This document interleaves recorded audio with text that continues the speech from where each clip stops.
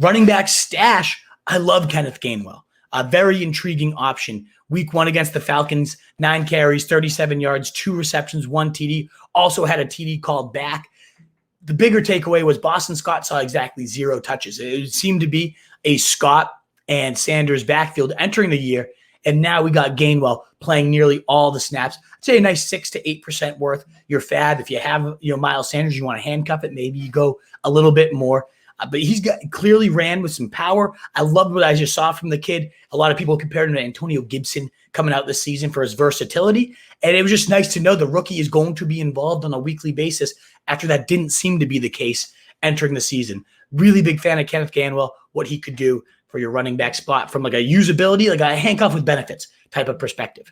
Now, not really handcuff with benefits, but one of the best handcuffs in fantasy football, Tony Jones Jr. Maybe some benefits. The dude did see 11 carries, 50 yards, nothing insane, but looked like he zipped through there. He was the reason they cut Latavius Murray. Sure, the pay obviously was a factor, but if Latavius Murray was looking any good and Tony Jones wasn't, they wouldn't have cut this guy. Murray was so dominant just a couple seasons ago, especially when Kamara missed time, averaged over 34 fantasy points per game.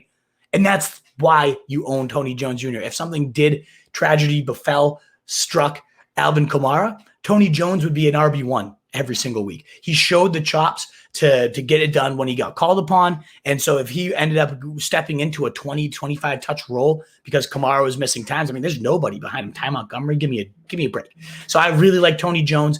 You don't need to go crazy. Similar to Gainwell, you're not going to be using him. So it's not like you want to blow a ton of money to go get him, but 5%, $5 of your $100 budget could be very useful. Now, in terms of usability, you need an immediate injection, wide receiver 3 or flex.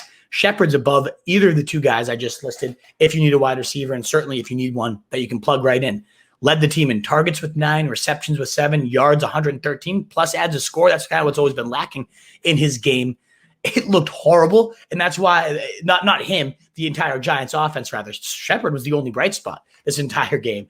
The rest of the offense, though, Daniel Jones is horrible, turnover prone, the fumbles, still hasn't improved that. I mean, the guy's a joke. Let's get rid of him out of the NFL sooner than later, please. But the chemistry between Jones and Shepard was really the only weapon that had anything going all day. Barkley still looking like he's coming along slowly. 3 fantasy points, a joke. Galladay didn't really have much of a rapport. So it was clear Jones is going to go to his go-to guy like Shepard in these moments as the early season. Now, I think during the season as it develops, that's going to change. And that's why I don't have Shepard significantly higher. If I thought he was going to be the alpha all year, he'd be number 2 on the list. I don't expect these type of stat lines to continue too much longer. But for a game for 2, Washington, not a great matchup next week, but a couple easy ones on the horizon after that. I could see Shepard being nice and usable these next few weeks. I'm not, again, going out of my way because I think Galladay eventually supersedes him. I think Barkley eventually takes over in terms of target share. But as of now, Shepard's the clear-cut, trusted guy.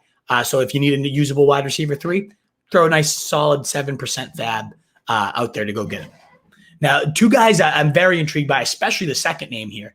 Tim Patrick, 2%, and KJ Hamler, 2% owned.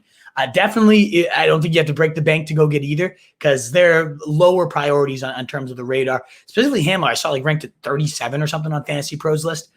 To me, this is how you break this down. If you need one right away, you got a Judy problem that you need to fill in for. Tim Patrick's going to be the immediate fill-in. He's going to have some clear usability. In fact, he had more 100-yard games last year than Jerry Jeudy.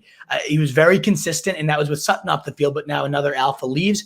I could see Tim Patrick just stepping right in. He already was playing equal snaps to Jeudy, just playing outside, whereas Jeudy ended up going into the slot. So Patrick already was going to be a waiver wire pickup, but now that you take Jeudy off the field, he might be the most reliable possession receiver they got. Yeah, Sutton's a better talent, bigger alpha, more of a red zone guy, would rather own Sutton, but Patrick is a guy that's shown very reliable, fits kind of Teddy Bridgewater's style. I think he's going to be very consistent. Last year, he caught 86% of his contested targets of 20-plus yards. That was first by a significant margin, according to PFF. So I think he'll be a nice wide receiver 3 fill-in while you wait for Jeudy to get back.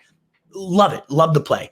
But I also really love, and if you don't need the usability, I'd even prefer the ceiling of KJ Hamler. I think he has the highest upside now of the bunch there, outside of Sutton, who again is already 100% owned right now. But he had a 50-yard touchdown, dropped it. And that's a concern with him. His hands haven't always been consistently steady, KJ Hamler. But the man can lift the lid off the top of the defense. We saw it in the preseason, a 2-touchdown day in his first game. He should have had a 50-yard touchdown this week. I think we'd be talking about him at number 3 or 4 on this list. People would be all over the hype on KJ Hamler had he caught a long touchdown. He burned Adoree Jackson. It was a beautiful route. We've seen him used in the more consistent way throughout the preseason on screens, end arounds.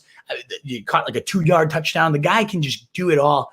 And I don't think he gets that reputation. He kind of is like thought of as a strictly field stretching, late career Deshaun Jackson. I think he's got a little bit of early career Deshaun Jackson when he can do a lot more than just burn and stretch the defense. I love KJ Hamler. Patrick, you had the floor, but if I just want to stash, I want to see what happens. I think Hamler has far more upside than anybody right now, compared to Tim Patrick there. I also do love stashing Terrace Marshall. Didn't have himself a monster day, but he did see the second most targets. Robbie Anderson, he had the long touchdown, but he was a third on the target totem pole. So Marshall, 6 targets, 3 catches. Again, nothing insane there, but enough to get you excited that he's going to have a weekly role. He was wide open on a potential touchdown if Darnold had hit him. I love Marshall. I think it's a guy you can't really toss in right away, but a guy that makes perfect sense as a stash should anything happen to the 2 guys in front of him, and just some usability, even if not for bye-week crunches. Big red zone body. Joe Brady was moving him all over again, and you saw a ton of his work in the slot, just as we had expected. Really like Terrace Marshall as stash, and the fact that he's out there in 20% of leagues.